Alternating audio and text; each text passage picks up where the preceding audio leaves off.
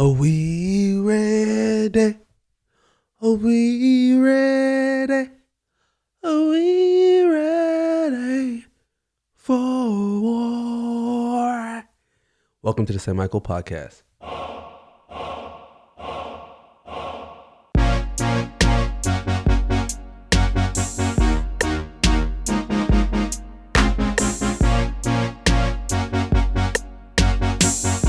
What's up?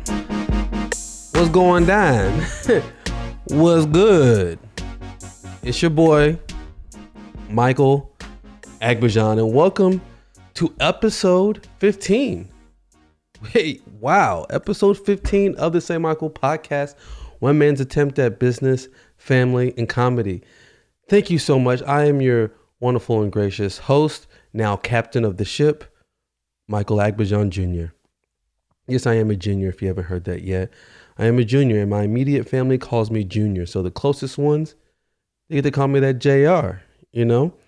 And, I just want to welcome you to, and thank you for, all my new listeners. Say goodbye to all my old listeners, and I love you, all my day ones, the ones who've been there from the beginning. Thank you so much for being here and joining me on episode 15 because we are now in week 4 of the stay-at-home quarantine here in Dallas, Texas. And I know what you're probably going through if you're, because everyone's going through this. It's like, there's nothing else to talk about in the house, right? Like, nothing new is happening. Like, usually when you're going out and you're doing things, things happen to you, right? And that's what kind of makes your story. Because a lot of things, continue to happen. But in this case, when you're, stuck at home, the days start to kind of, melt together. You don't really know what days what, you don't know what, like what there is new. You got to keep watching either TV or you got to kind of hop on social media or just, browse the internet. Those are the main things. But then there's other things, right? There's, you could learn, you could read, you could go exercise, you could do all those extracurricular activities, which I'll mention some of the things I'm getting into.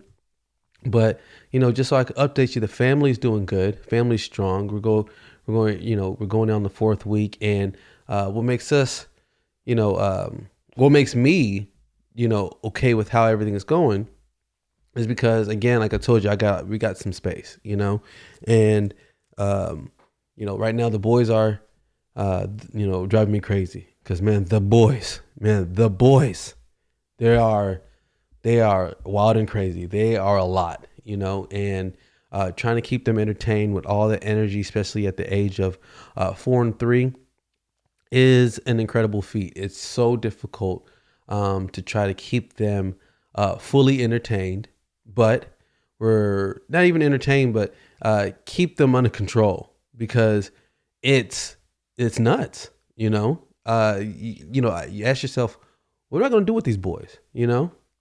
Like where can you put them? You're either stuck in a house or you go outside, but they're always around you. They never leave you alone, except during nap time. And man, it's a lot. It definitely is.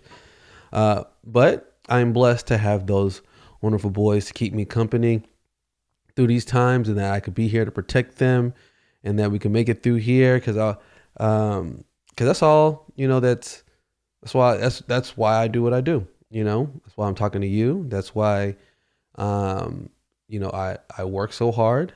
That's why, I'm so good to my beautiful wife and best friend. Because I want to make sure those boys have a good role model to say, you know what, I want to be like daddy. You know what I mean? Now with the enough with the sappiness. The water boys, we're doing good too. We're still working at about between 50 and 60% capacity. So things have, again, definitely slowed down. We haven't came to a full stop yet. We're still pushing through. We're still trying to make things happen. And, it is a little, it does make you a little anxious on how to adjust because you don't really know what's going to happen, But right now, what I'm doing, I'm like preparing how we're going to, take the next steps as far as, with our business, in these times to adjust, because that's what's needed right now is you have to pivot for the times because you gotta be prepared for whatever's going to come at you, because this right now, this is not about planning. This is more about preparation. This isn't planning. This is preparation right here. When it comes to see what's going to happen within the next 2 years, when it comes to protecting yourself from this particular pandemic, so right now the Waterboys is going through little changes on how to better serve our customers in a way that works for them. Because again, we're in the convenience game. So we have to figure out what's the most convenient for them. And the way we find those things out is through communicating, talking with them, reaching out.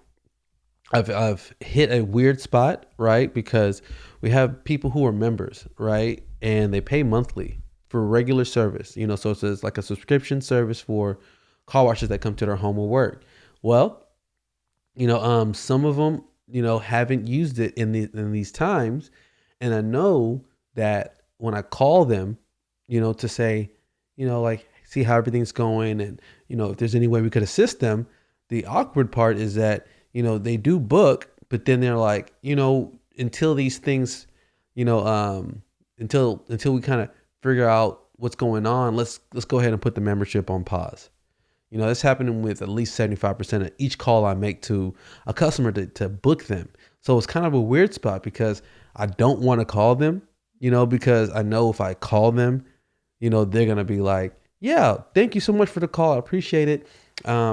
Yeah, we would definitely like to schedule. This is when we would like to, but because we don't really know what's going on, let's put it on pause. And I'm like, I don't want to avoid, the inevitable of them putting things on pause, but then also I want to communicate so I can see what's best for them. So it's just a weird balance of, like communicating, but the more communication I have,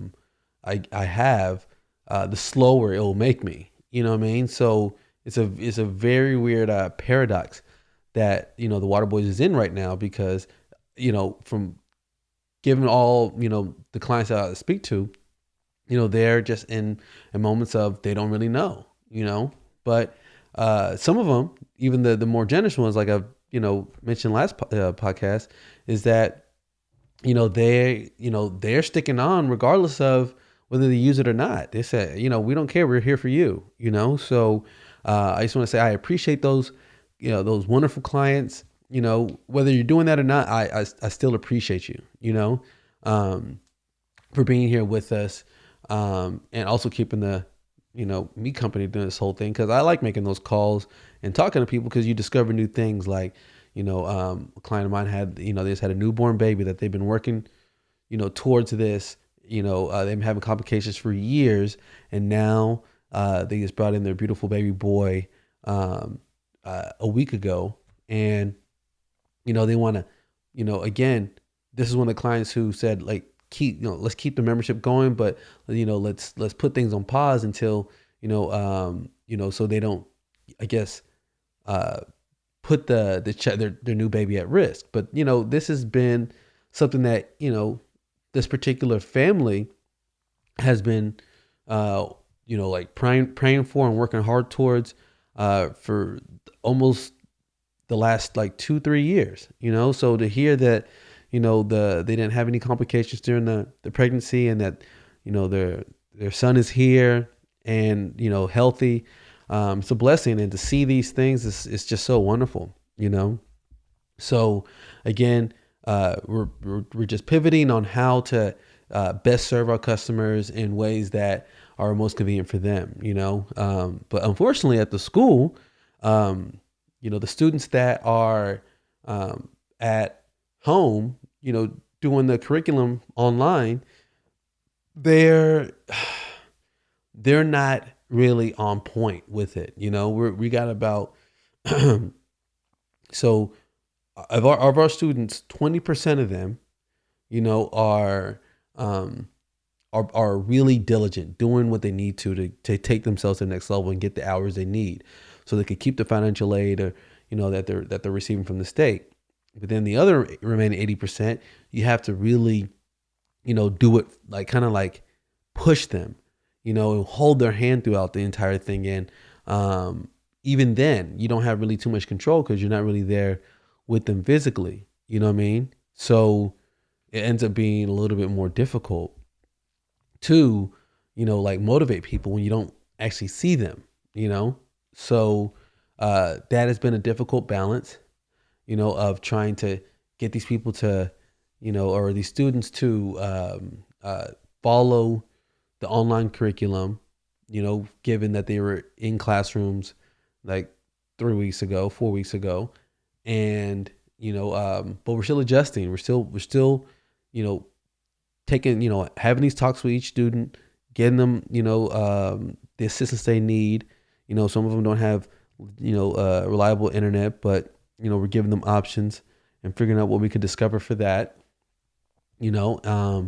but, this, again, even the barber school is going to have to change pretty dramatically within the next, I'll say, honestly, you're looking at probably the next 2 years is before we're able to get back to like any type of normalcy of what we saw or what we've been experiencing before, so, you don't need a plan, but you need to be prepared, and you need to be prepared for anything.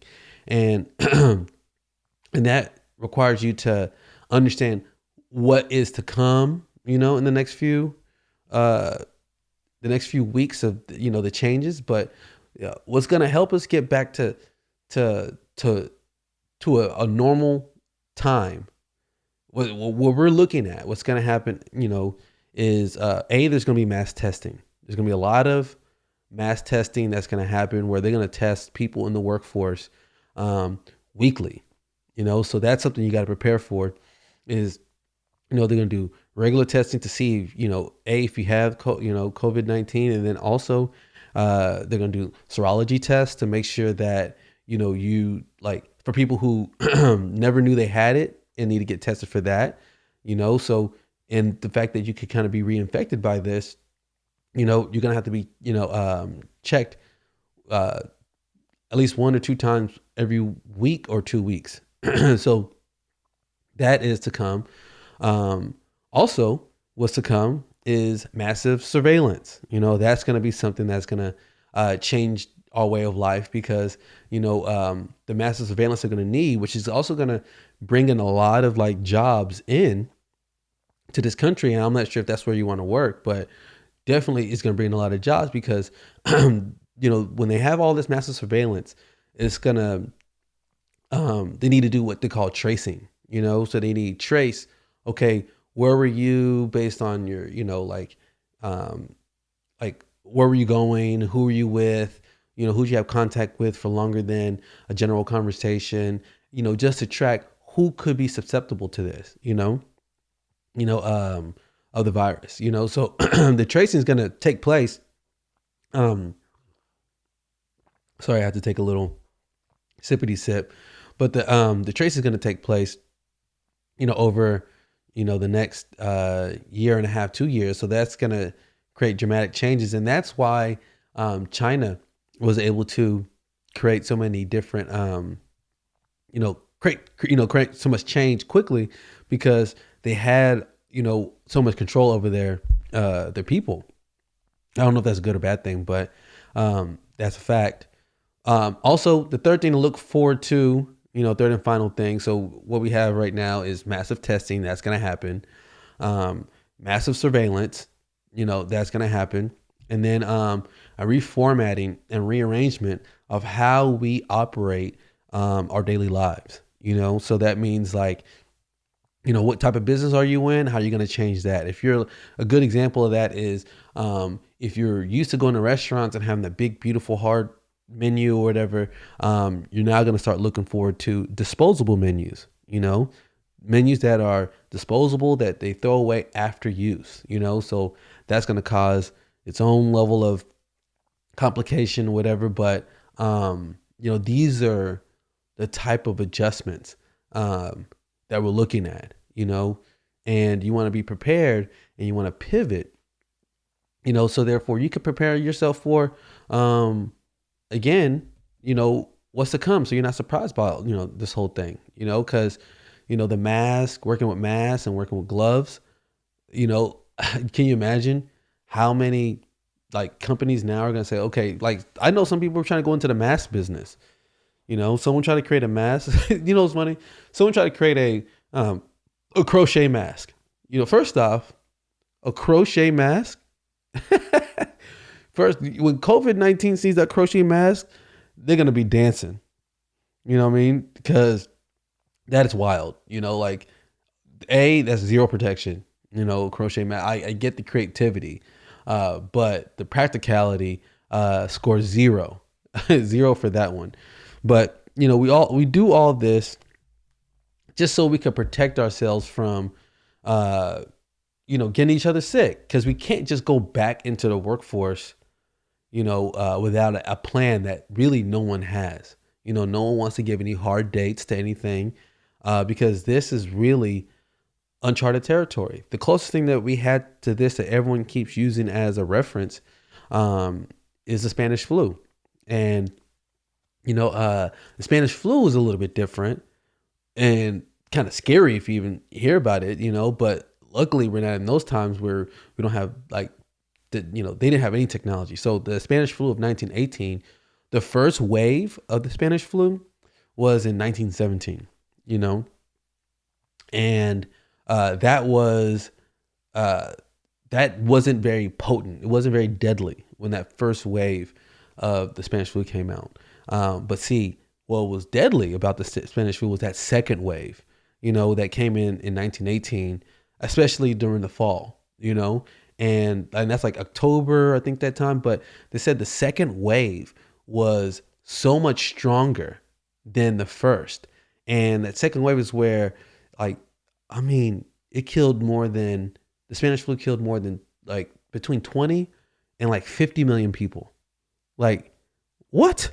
Like that's more than any particular war that we've been in. I know there's more than World War One, but to kill 20 to 50 people, 20 to 50 million people, that's wild.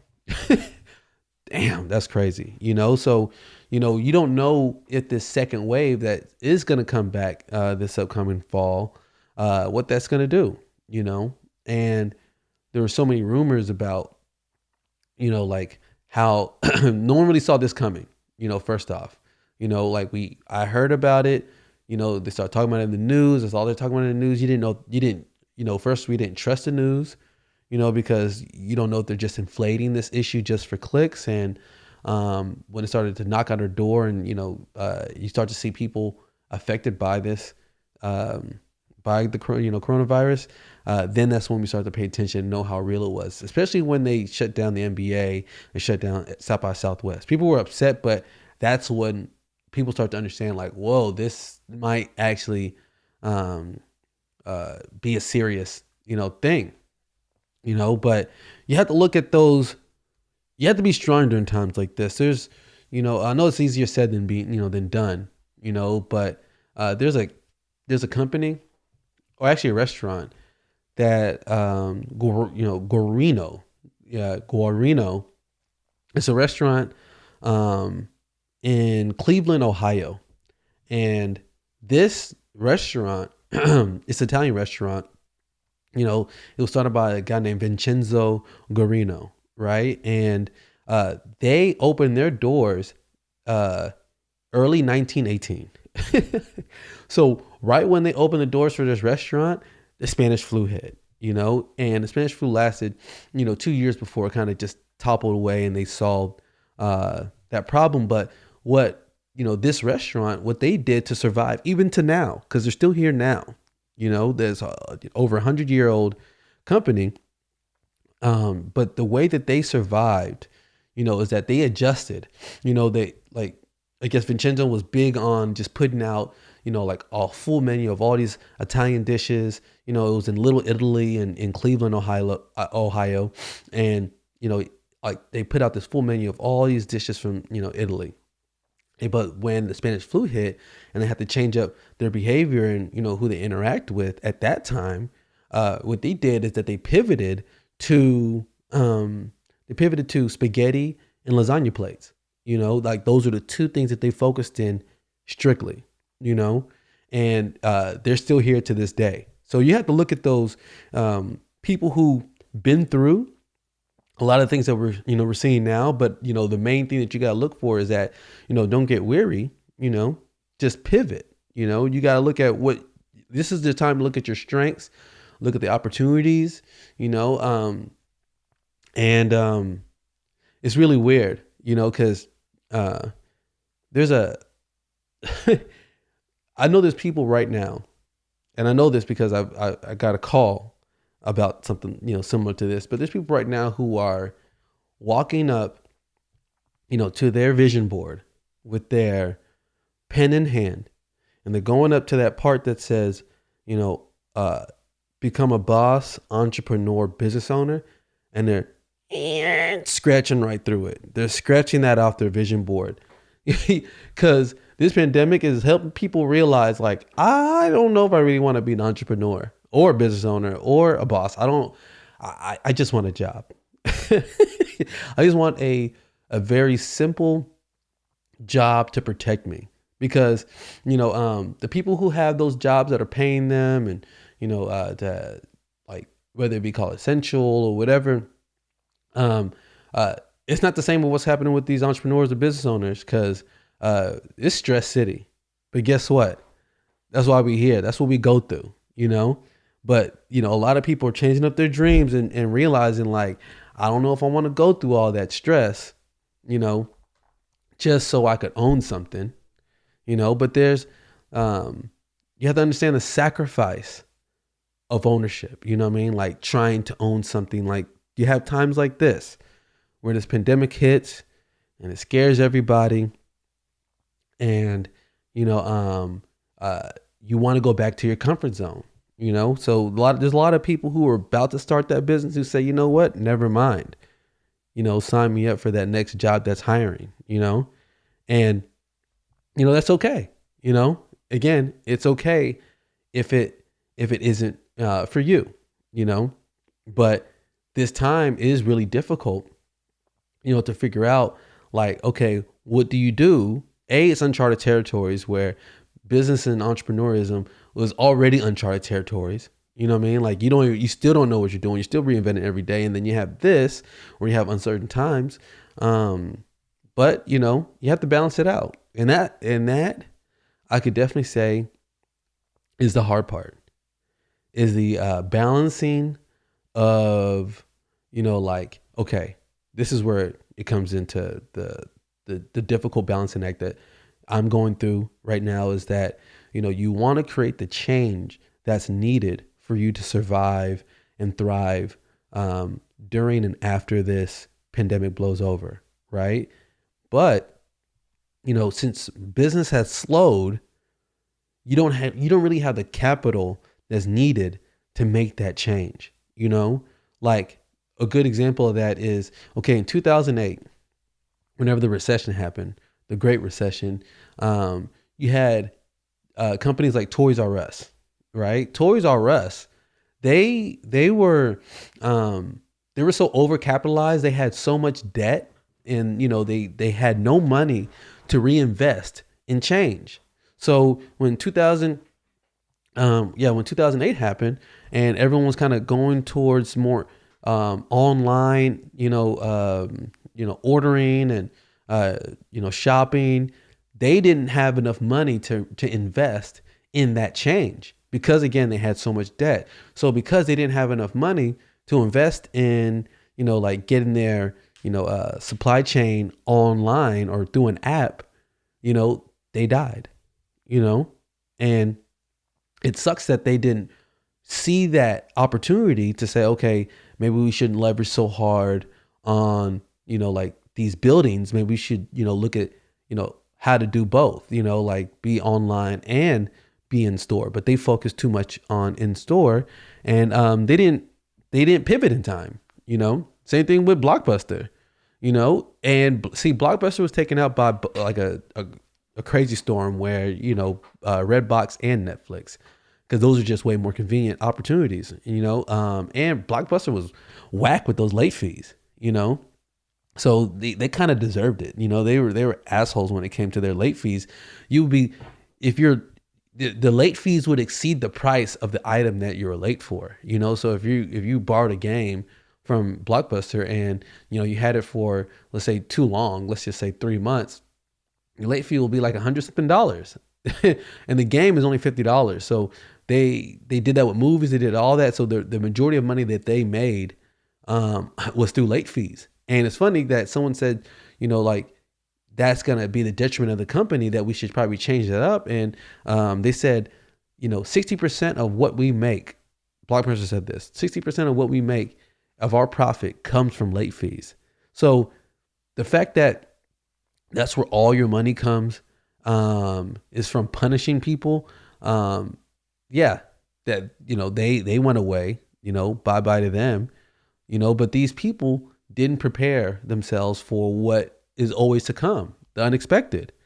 The unexpected is always always to come. But yeah, you gotta, like, right now there's a balancing act. It's a balancing act of, just, where do you put your money? Do you put your money all into your employees and don't put any into, kind of adjusting and changing? Do you take loans during these times when you're still not bringing enough revenue to make these type of changes? But again, the great part of being a creative, because if you're listening to this, you're more likely a creative person, a critical thinker, and you're gonna find a solution out of this. You're gonna find, the better opportunities that are to come. You're gonna be prepared for the unexpected, and you're gonna thrive. We're all gonna thrive. You know what I mean? Because we're all in this together. And some people forget that. Some people think, that because there's a wealth gap, that the wealthy is not affected by this. But this is literally the first time where we're only as strong as our weakest link. And if we don't protect and take care of those who can't do it for themselves, it's gonna affect everybody. Like there's nobody who, it's not about wealth, it's not about race. Everyone's affected by this. So everyone has to figure out a way to help each other, because we're not going to get through this alone. It's not like, oh, okay, I could secure all the masks and, like travel and do all the things I need to on my own. Because where am I going if there's nowhere to travel to because everyone there is sick? Or, you go to a sports game to watch nobody because, like the stadium's still closed, So at the end of the day, we have to figure out how to, be patient, have a good attitude during this whole thing. Like, that's the main thing, having a good attitude and, just focusing on how to first help yourself, then help those around you. And then hopefully they can help those around them. That's the way I see it, but I'm doing my best to have a good attitude. I usually keep it positive, when it comes to anything, because, I stay ready, and one of the things that's helped me, stay strong and sharp during this little quarantine is that I've enrolled in I've enrolled in Yale, but let me not gas it too much. I've enrolled in Yale's most popular course, which is the science of well-being.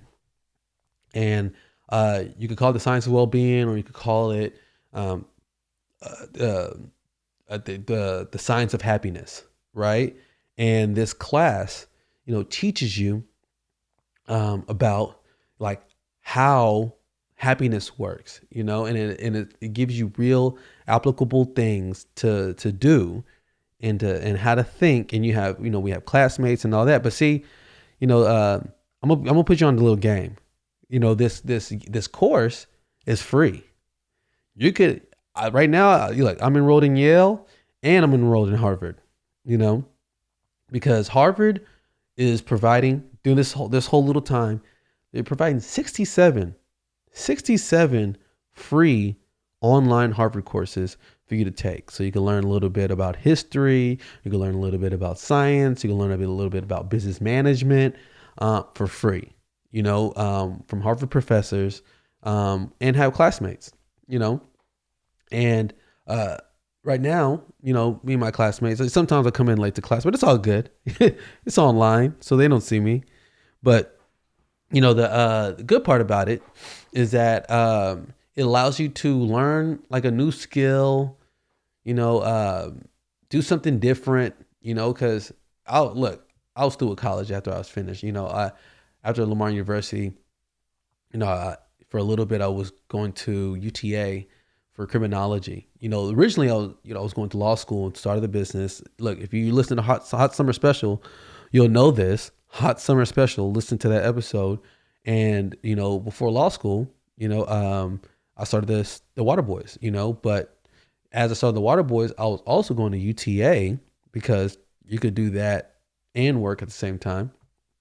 And I was going there for criminology, and it was cool. It was cool for what it was, but, school's okay, especially if it doesn't do for you what it is that, helps you achieve your goals, and we all have different goals. So you got to figure out what's best for you. But in these times where you have time, like right now, join a class, go to Harvard. Cause I'm telling you right now, I already got a Harvard shirt on the way. It's in the mail. It's in the mail right now, I got a Yale shirt coming too, so just from taking a few classes, that's what it could do to you. But the classes are free, they're online, and it's fun, and I just want to say thank you to all the healthcare workers, the essential workers, everyone who's out there working. It's funny because they now in Florida, they've listed the WWE as essential workers, so they're saying that WWE is essential to tax revenue for the state of Florida, and that they would like to open up WWE, but they won't open it up to the public. Now, seeing how they want us to watch, and I don't watch wrestling like that anymore, but to watch wrestling without a crowd, now that's going to be weird. Like who are they? I don't know if they're going to use their imagination, because, they use their imagination already, so I can imagine how much of their imagination is going to thrive throughout, not having a crowd, but I'll love to see how they do things, because you're seeing how people adjust now. You're seeing how DJs adjust. You're seeing how pretty much everyone's adjusting, and but I just would like to again say thank you to all the healthcare workers and all the essential workers, and if you're gonna be, we need to make sure that these people that we call heroes, that we pay them like heroes, because I don't know no hero, no Superman. Clark Kent, I know he didn't get paid minimum wage, so I would hate to be called a hero and essential, and be put through all this stress and still make a terrible wage, barely living wage, so let's stop with the hero talk unless we're gonna pay them like heroes, but yeah, this is the first segment of the SAYMICHAEL podcast. Thank you for being here with me, and I would like to introduce the next segment, a conversation with me and my wife. So see you later. Peace out.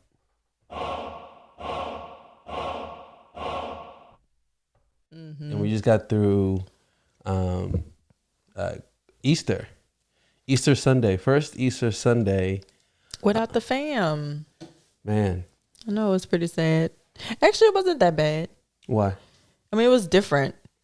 I cooked for the first time for Yeah, Easter. yeah. You cooked a feast I know. I cook way too much. for a small family. I know, and the boys don't even eat most of that stuff. No. You cooked a feast for a big family, but you cooked it for a small family. I know.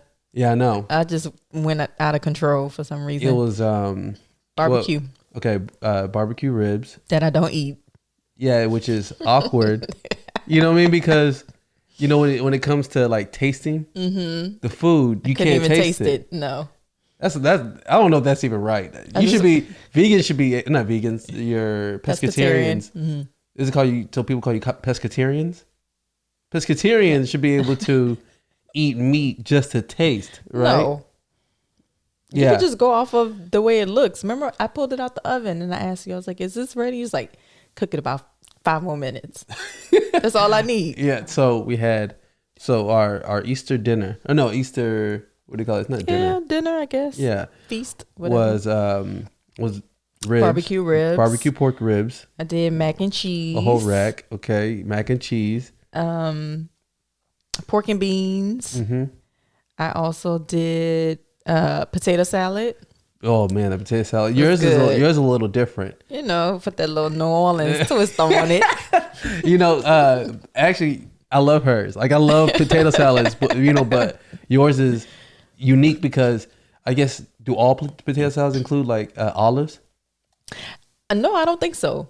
That's like my favorite part. Well, and I used to hate olives. And I got you loving it. Yeah. I used to be like, like if someone will have a martini and they'll have like an olive in it, I was like, get out of here. Stop being cliche, And then there's a muffaletta, which is my favorite sandwich, and that just has like, what is it, olive spread? Mm-hmm.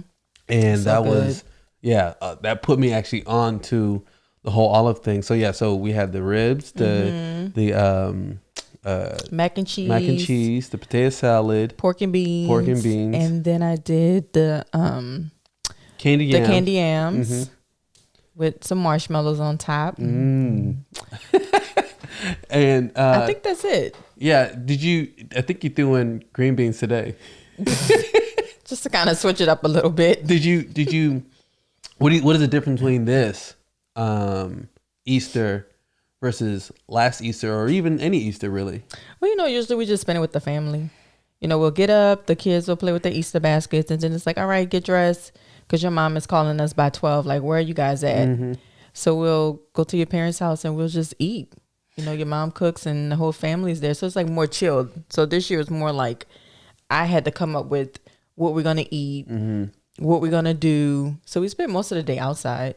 So you had to like really like kick up the creativity. I did, big time. But we had a lot of fun. Mm-hmm. I mean, we were in the backyard most of the day. And with the eggs. The kids dyed the eggs and they got to paint them. And I just threw them away today. Oh, yeah. Because they started cracking them. Yeah, I feel like we kind of missed on that. Did we do an Easter egg hunt last year? No. This year probably would have been the best year to do it if the whole family was together. Because all the boys are walking except Clay. Oh, yeah. So, this would have been a good year to do. Really have all the nephews, all the boys together, and they do the Easter egg hunt. Man, that's a little different because, I don't know, when it comes to Easter, I'm not really huge on like just any type of celebrations like that. Mm-hmm. And even when it comes to like graduations or any type of celebration. Mm-hmm. So they're really all the same to me, Really? Yeah. It's not like there's not a celebration that I have, even though it's about, Jesus Christ, I'll consider myself somewhat religious. Right. But, outside of that, all the things around, the religious side of it, just the holiday side of it, like the eating, the being with family, all that. I don't know. I don't know if we saw or felt a difference. Yeah. But I heard a lot of people felt that this one was so somber. Mm-hmm. But I don't see what people were expecting. I feel like, what were you expecting? Mm-hmm. Based on the fact that we're distancing ourselves from each other right now. Yeah. What were we expecting out of Easter? Like people were like, oh, it just felt so different. I was like, duh. Well, Easter, people get together with their families. You only see your families a few times a year if you don't live close to them, So maybe that's what it is. You just get to be with your family, get to eat, get to chill. Yeah. I mean, it's just a good time. Yeah, because but this time I bet you a lot of black people were together. Well, you know, some people ain't quarantined. Yeah, some people don't care at all. Don't give two. But you know, poops. It's okay though. But you said even earlier, you're talking about how you're starting to like this whole. I am. Yeah, help me. I'm starting to get into the groove of it because the first 2 weeks, man, like it was really hard. It was rough. I was rough. And then after that, I started getting a little used to it. And now I'm just like, I don't even care. I'm chilling. Like, I'm relaxing. I'm just taking it day by day. You feel like your body and your mind like adjusted? Yeah. I feel like my whole entire body's on the same page now. You know, it's weird. I feel like we're almost flipping because at the beginning, I was super good with it. Yeah. Everything was all good. Mm-hmm. And then now I feel like I'm starting to overthink things. Like I feel like, even though I try not to put so much pressure on myself or be hard on myself, right? I feel like the guilt-free naps are gone. You know what I mean? And I'm just now getting into the naps. I took one today. The boys was jumping all over me. I didn't even care. I was like, look, I'm going to take this 45 minutes with or without you kids. I feel like that's kind of it. Like it's becoming easier for you. Right, It's becoming a little bit harder for me. Mm-hmm. And I don't know if that's like a thing or whatever. Like if we're always, I guess we're opposites. I don't know. Well, they do say opposites attract. Oh my God. And that's how this last week has been a little bit weird for me just because, all right, business is different, things are starting to settle in. Right. I would say somewhat always been adjusted to being indoors, but it just seems like, like I'm not doing enough, Yeah. But I guess time will tell. Yeah. I feel like you're doing enough. I feel like I'm doing a lot. I feel like you're doing a lot. Yeah. Yeah. I feel like I'm doing a lot. And I feel like, but see, those thoughts start to creep in like, all right, let me do this. Let me do that. Because you really, with this time now, you don't really know, like I tell you, it's so valuable to have this time to rest and do all that. Right. Exactly. But you don't really know when it's going to be over. That's true. So I don't want to time it wrong. Right. Right. And then when everything comes back going, I'm over here like just waking up like, oh man, I forgot, I know. So I want to be mindful of being like ready. Mm-hmm. I stay ready, so I got to get ready. That's what I'm saying. You know what I'm saying? And that's what I'm saying. So I feel like I want to be ready. Right. But it's one of those, I guess it's a timing You never thing. know. Yeah, it is all about timing. Yeah, because the end of April. So our stay at home is for Dallas, Texas, is till April 30th. It's not May 20th? They said it was May 20th at first. Okay. Then he brought it back and said we're going to do April 30th. Look, I'm just going to stick with May 20th because I doubt that we'll be up and running in the next 2 weeks. Today's the 14th.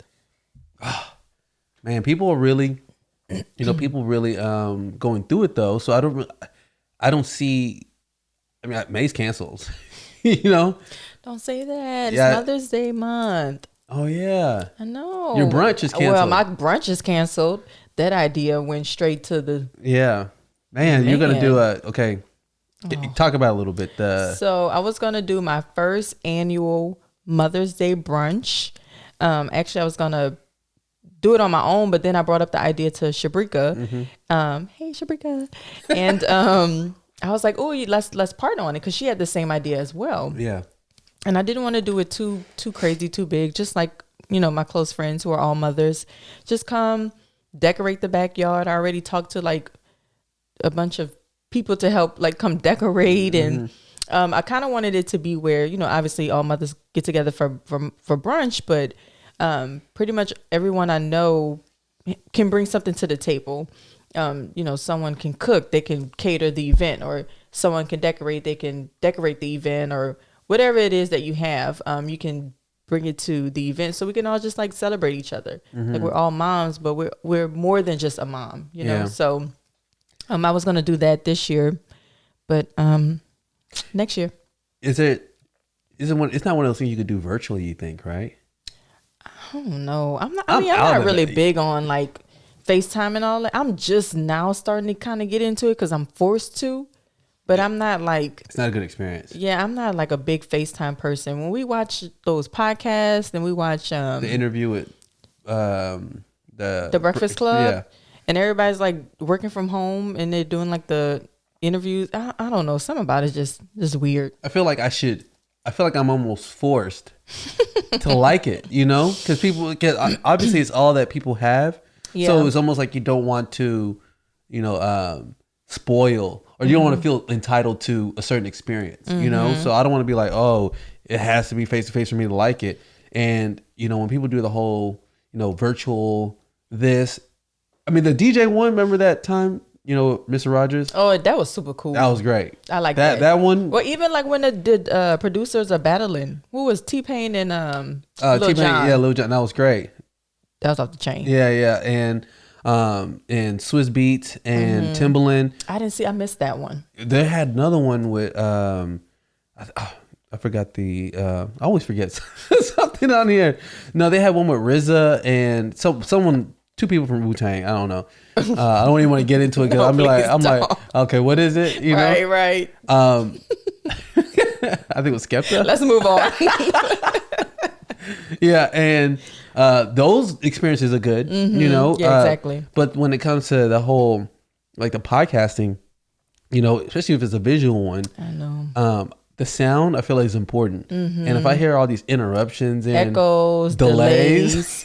That's a question. My heart starts beating fast. I get anxiety when I hear those delays and those echoes. I'm like, get it together, y'all. Yeah, it's almost like I hope they heard it. You know, like because you know, I mentioned this to a friend in the past. I was like, the worst thing you want to see from people is to see people struggle. Man, you know, because struggling makes you feel like you're struggling. I know. You get that itch like, dang, I feel bad for them. Like when someone's picking up something, like, he's like, I want to help, but it's the worst thing. Seeing people struggle. Or you hold your breath when they struggle. You like, yeah. Seeing people struggle is uncomfortable. It's the worst. So when I see these struggle casts, it's almost like, Jesus Christ, like just do it. Man, do you think people feel that way about us when they see us?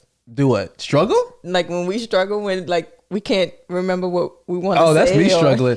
I don't think this, I feel like is okay. Just because I feel like if this was me, I guess trying to broadcast it from you like let's say online or something like that, then I could see that being like, oh, I don't like that. Yeah. You know, that being like a struggle or something like that. But like, I think the in-person, you can't get better than that. That's true. You can't get better than that. And it's funny, if you weren't here, I'll be talking to boys and that'll be a struggle.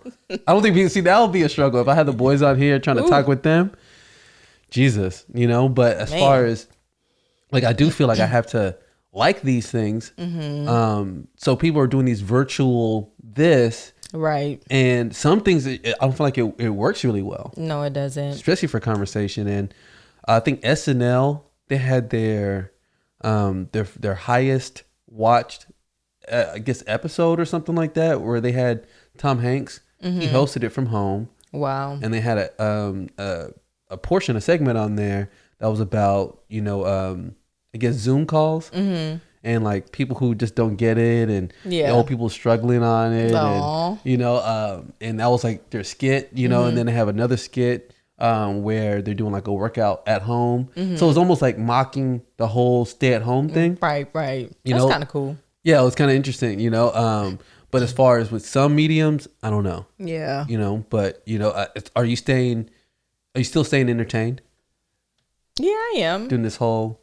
Well, you know, I had that app. It's actually called Design House. Yeah. Home. Design Home? I still don't even know. You have your phone. I think it's Design Home. And yeah, it's really cool. I mean, you basically just go to, Design Home. So they just pick a house and... I don't even know if this is a game. This sounds like a realtor. You were watching me play it like all day today. But when you say game, you have to win something. Well, it's not a game. Well, you do win. You win points. You win diamonds. You win cash. Oh, it is. So but it's not a real like game. real. You don't win real money. Well, you have to buy the furniture. So whenever you complete a room, they reward you with cash and these little gems like diamonds, and you use that to buy furniture for the next home. So you okay? Let's just go. So you see the home. You don't buy the home or anything. No, right? they have a list of homes that you could choose from based on like different styles. Yeah. So every day they have maybe like 10 homes that stays on the site for like 2 days, and then it expires, and then there's another set of like 10 homes every day or something like that. And then you also pick, they changes. it changes. So you pick whichever house you like. Like today, the one I just finished was a house from New Orleans. Oh my God, the house I just finished. I did. And so you don't do the entire house, you just do a room. So I did the house from New Orleans, and they give you a room, and they tell you, okay, like this person who lives here is like a culinary or a chef or whatever, and they like a modern type style. So you have to pick like modern type furniture. Oh, so they set you up with a... Yeah, they give you like a profile of where the house is and who's living here and what style they like. Oh, that's cool. See? Oh, yeah. And then you have cash, and you buy, the furniture, and you decorate the furniture. But you don't get to put the furniture where you want it to go. It's already marked. Okay, so it's not like you... So it's not like a remodel where you can change how the room size or anything like that. So the look, based on the look, they judge on how the look is? Well, yeah. So people vote. So once you submit it, you have to wait 24 hours to get, I guess, cash rewards from it. And so they vote from like 1 to 5 stars. Anybody who's on this app. Oh. So if you were on it, you will be voting. And you want to vote because you get more points and you get more cash. Wow. More furniture. So you vote on other people's rooms. Yeah. And you're honest with the vote, or you always give everyone 5 star or whatever? I'm honest. No, they give you 2 rooms, and you have to choose which one you like the best. So sometimes I just do it just because I need the points, and then I let the boys choose. I'm like, which room do you like the best? And they're like, I like this one. Yeah. We just do it for points, but yeah, it's pretty cool. So that design house, design home, yeah, is keeping you entertained. And it is. And I have another app too. I downloaded. It's like a scramble. It's called Wordscape. Oh yeah. So they give you like 6 letters, and you have to make I don't know, like 8 to 10 words. There's the letters they give you to. It's almost like not Scrabble. Yeah, it's almost like Scrabble. Yeah, I guess so. And they did the words. It's all mixed up. The letters. Do they start to increase? Like, you get 6 letters to choose from. No, it's the same. Oh, it's like a crossword puzzle. Yes, exactly. Yeah. Dang, we struggling. But Scrabble's a little like that though. Scrabble is one where you have all these letters. Yeah, it's the same. So yeah, it's like a crossword puzzle. Crosswords are given like the what do you call it? The questions. Yes. What is this and what is that? You don't get all that. No. They just fill in the blanks. They just give you a mix of 6 or 7 letters, and then you have to create words out of these letters, but then they have to be like a puzzle. They all have to fit. Look, it's good though, right? Yeah, and it makes you think. Yeah. Because you're like looking at 6 letters, you're like, okay, I need to turn this into like 8 to 10 words. Yeah. So I like it. And that's called what? Wordscape. Can you battle people? Or is it like not on this one, no. Oh, okay. But there is, I think Scrabble. Is it Scrabble? Yeah. My sister has that app, and she plays with my other friend, Cherie. So they both are in Houston, and they play against each other. Oh, that's cool. But they didn't know that at first. For real? Yeah. Wow. So it's not like so those two apps are definitely those are my go-to right now. Right now. That I'm like addicted to. And a little Trash TV. Are you still on Trash TV? Yeah, I mean, what? Today is Tuesday, so yesterday we watched, what is it, Family Karma or whatever it's called? Yeah, Karma. We watched that.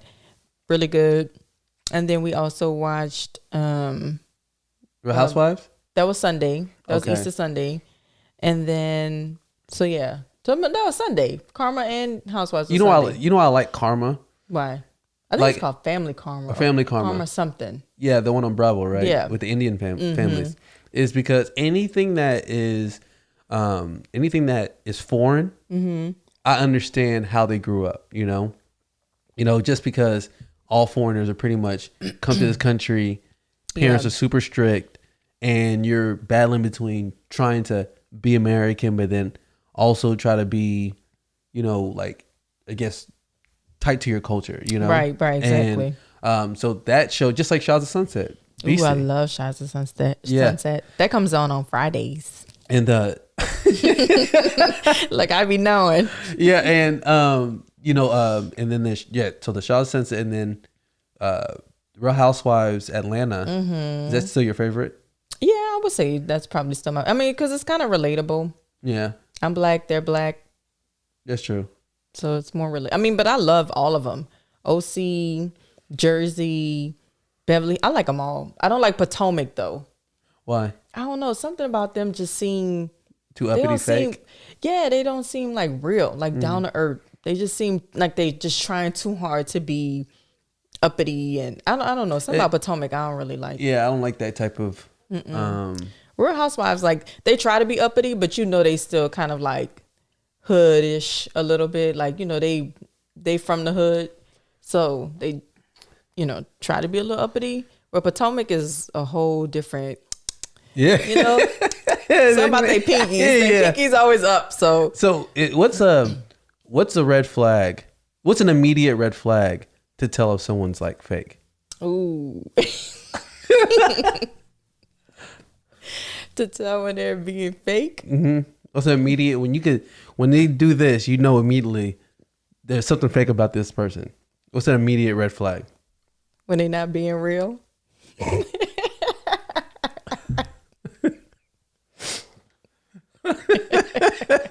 So when mine, well, okay, go ahead. You were yours. No, for me, when someone's like fake, I don't know, something you could just feel like they vibe. I'm big on vibes. I can read people really well, and if I feel like you just pretending and you're a little showy, you're a little braggy, I don't know, something about you just seem fake. Yeah, the bragging ones. That's an immediate red flag. Mine, someone who always talking about how real they are. Oh yeah, exactly. That right there is probably the easiest red flag. You know what I mean? It's like when someone says, "Hey, bro, trust me." Like, trust me. It's like nah, bro. Yeah. Right out that right when you say trust me, it's immediately I'm like, I can't trust you now. Exactly. You know? So I feel like those. So, but do you feel like because I guess we're talking about like relationships before about, you know, like flags. You know? Oh, red flags. Yeah. Like, are there like other, like when it comes to like relationships in general, you know, like what are like the red flags that you should always avoid when it comes to like relationships? Man, bragging. When I dated a long time ago before I met this handsome young fella. When guys used to, oh my God, trust me, he knows about every 2 dudes that I dated. But anyway, when guys used to just brag about money or cars or I don't know what y'all brag about, stupid stuff. It's a turn off. Yeah. So that was like a red flag to me. Just guys who just talk too much. Not like the way you talk, but I mean, just like, I don't know, something about just being braggy and just showy. Those for you are like, yeah, big. Red flags. How about poor communication? Of course. I mean, it's a lot. Trust me, it's a lot. But like I said, I just go off of vibes. Like I can be, you know, hanging with the person for a minute and I could just tell immediately, like, this ain't gonna work. You know, that's a Virgo in you. Yeah, it's a Virgo in me. I don't even waste no time, whether we are trying to date or we trying to be cool friends, whatever. Like immediately, I people watch, and so if I'm talking to you and it takes like a minute for me to know that something about you is off, then I just can't. I listen to my gut. I'm just like, nah, I'm good. Okay, if you've gone into something and you feel like, okay, I've already started it up. You know, I know you probably have the strength to just, I gotta go. Oh, you know it's easy for me to walk away from people. Yeah, but how do you, like, for some who it's not so easy, like when you see those red flags, because, you know, some people it's hard for them to figure out how to get out of something because, like, they rather, you know, like, I even said this to you another time, like people rather have a bad job than no job at all. Exactly. You know, so they rather be in a bad relationship to not be in a relationship at all or be alone, you know? So how does one like deal, you know what I mean? Like with trying to cut something off while also not wanting to be alone. That's a hard one. It is hard, but you just got to know your worth. Like you just got to know what you're willing to put up with, what you're not willing to put up with. That's a bar. I know for me, like I didn't put up with nothing, but I played games and I knew how the game was played. Shout out to my older brother. Yeah, that's really true. So, you know, whenever I would hear guys spit game, I'm just like, I couldn't fall for it. Like, to me, I don't know, something about it. You just have to know your worth, basically. And I know that sometimes people don't reveal themselves early in the game, but you can't fall for all the tricks that they pull out, you know? It's something that you always say, let the dust settle. Yeah, you gotta let the dust settle. I mean, when you date somebody and that first month is amazing, trust me, it's supposed to be. But then, you know, don't rush and get married because you've been together for a month. Like, let that dust settle. Yeah, because you know, at the beginning, look, it has to be the best. Yeah. At the beginning, if it's not the best at the beginning, it's not gonna get better. It's not gonna get better, exactly. Because at the beginning, you're literally putting your best self forward, literally your best self. So if your best self is not being projected and it's not like the chemistry is just not there, it's just one of those things. And you know, I know people like understand because you know you battle with yourself sometimes, right? You're like, should I keep trying to make this work or do I just let it go? You know what I mean? Because then you kind of lose like the faith in like almost in yourself. Like, right, is this me or is it that person? Because you never really know. Right. But you're saying regardless of whatever it is, you could always choose yourself. Oh yeah. Because you're more loyal to yourself than you are to anybody else. That's very true. Very, very true. Yeah, I'll say red flag. Red flags that I know that when it comes to like people, I mean, I know this for relationships. I know this for employees. You know, it's just somebody who puts the cart before the horse. Someone who's always like too extra. Yeah. You know what I mean? Like just they're extra with everything. You know, and it's almost to the same echo of braggy. You know what I mean? But the difference is like, you know, you don't trust them because, you know, like let's say they always want to make sure they look beautiful with the makeup, or they always want to make sure that, you know, it's almost like it's an act to like they listen to you and say, oh, that was so good, and like, you know, champion me. It's like I don't even know if you really like being honest, right? You know? Exactly. And I feel like those are. But see, me, I could cut off a relationship easy. You know what I mean? We got that in common. Yeah, like if it like, and this is again for the past. It's like if it wasn't working, you know, I just communicate. I'm like, hey, it's just not that, and then it always is. You're good at that. Yeah, I just walk away. I go ghost. But the thing is, I've never changed my phone number. My number has been the same since the moment I got it in high school. So you can always reach out to me if you need to. But I just go ghost. I don't be having the time. I don't be wanting to communicate. Yeah, that's a discipline that you have to work on. Yeah. Because my brother, he cold. Yeah, you know what I mean? Walk away too. My brother, he will cut you. He won't even have a feeling, and there'll be but he won't even go around talking about you. He just and I could say hi. I could be cordial, but at the end of the day, I don't mess with you. Sister saying my sister the same way. She'll cut you off, but she'll go around talking bad about you. You know that's a sort of difference. Funny. Whereas me, you know, I don't mind sharing my opinion, so I could be sometimes a little bit confrontational. Right. Even though I'd rather not be, but I'll learn that now. As far as that, you know, I said this previously. I keep saying I said this previously. It's okay. That you know, like responding to things below your frequency lowers your frequency, and that there's some things that you just shouldn't, you know, respond to or react to. Right. You know, or it's, you know, puts you on their same level. You know, so, you know, after learning that, I definitely know that there's some things that aren't worth, you know, going towards or going down that path, you know? So that's why, like, when it comes to communicating, I got to really choose that, you know, whether I want to have that battle, you know, and because you look, there's been times where, like, I remember, and this goes for my employees, where I would try my best to communicate something in a certain way. When it just go off, I'm like, it's just the end. Yeah, exactly. You know? Yeah. I mean, you have to communicate. I'm not saying don't communicate. You know, if that person is valuable to you, then obviously you have to communicate. But, you know. I have a there's actually a listener, she has someone who, plays around, still communicates with people on social media, and what are your thoughts on like the social media and relationships? Like, should y'all be friends? Like, look, these are real things that people deal with where they're not friends on social media. One maybe doing their thing on social media, but they say like social media is different than what is happening in real life. Do you think that's true? No. Yeah. I mean, look, I don't feel like social media can ruin relationships. Why? If your relationship is not strong to begin with.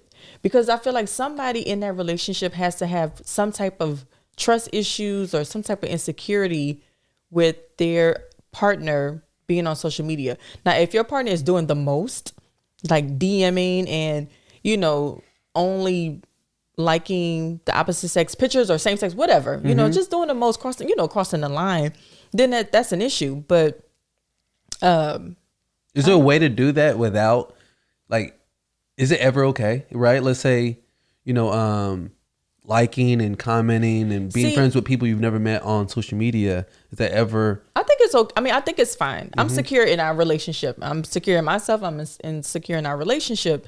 But I already know at the end of the day, you're a man. So you're going to look, you may like, as long as you ain't trying to hang out with it, like, hey, let's go out. That's crossing the line. But if you see something and you like it, then that's fine, because I already know you're going to take a screenshot, send it to your boys, and y'all going to have a full on conversation about it. So it's more about the respect. Yeah. You have to be respectful, Me, on the other hand, if I see a nice looking guy, I'm not going to like his photo. Look at him.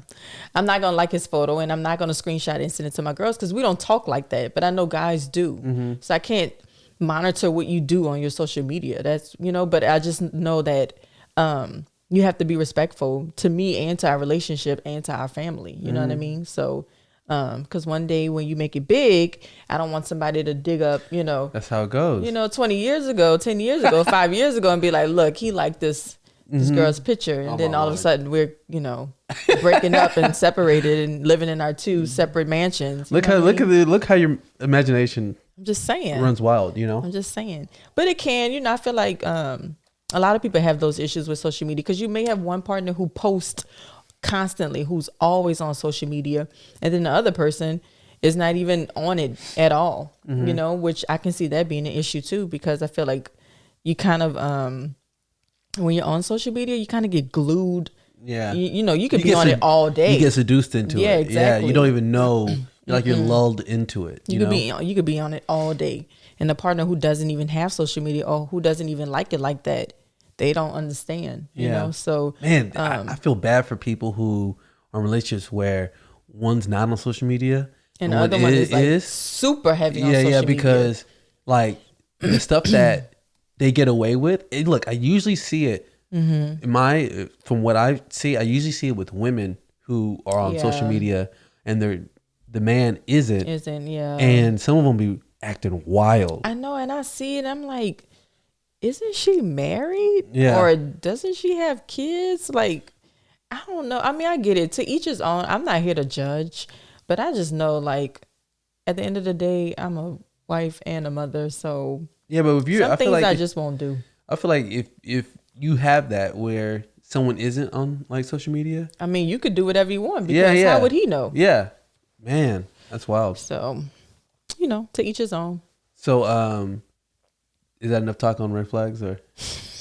I think we kind of like moved on from that a little bit. So I want to introduce this final little segment of the word of the day, and the word of the day that we have is sacrosanct.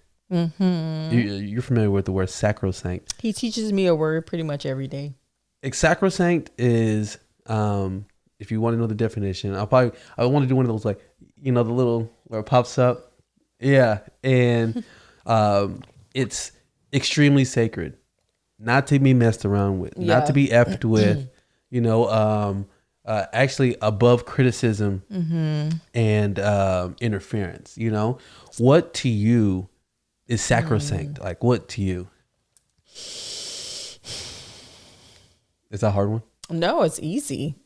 My 2 hot showers a day. Oh, not to be interrupted. No, you know.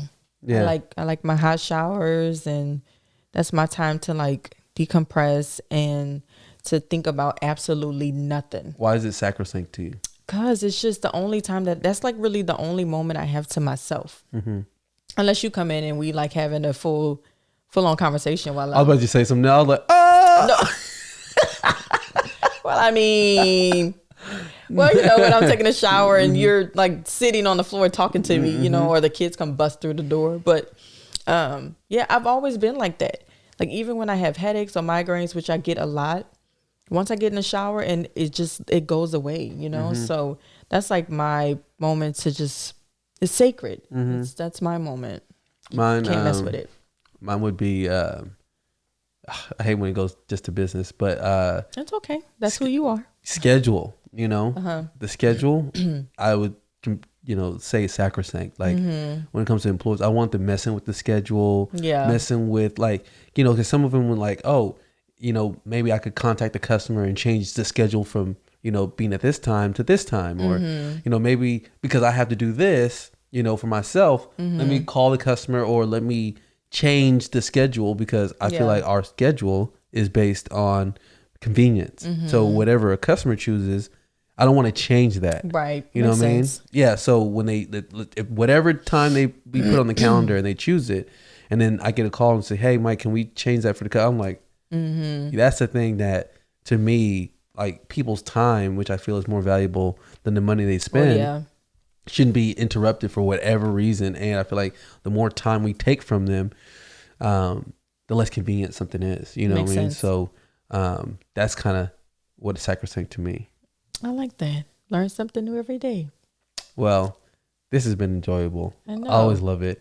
And you did more time than I I thought you would. It's late, but I'm drinking tea, so that's kind of keeping me up. And I had like a mysterious cough today.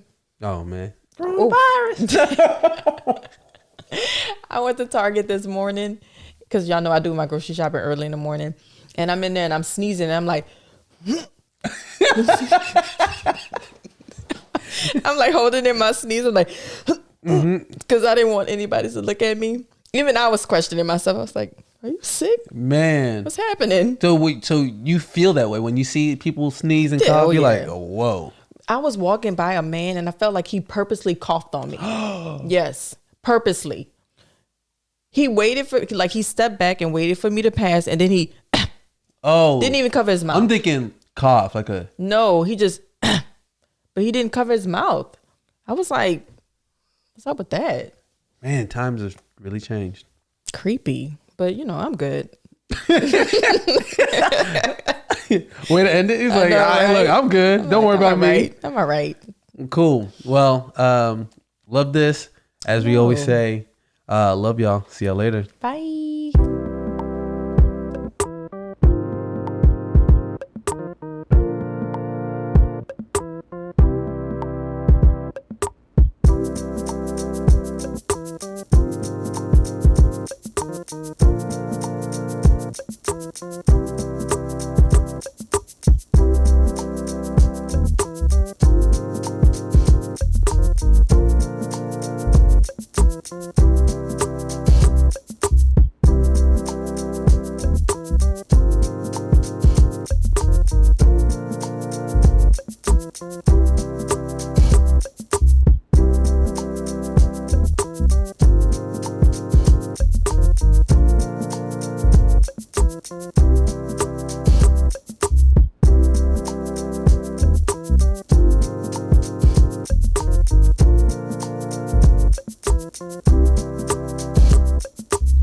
Remember to always trust your gut and follow your intuition.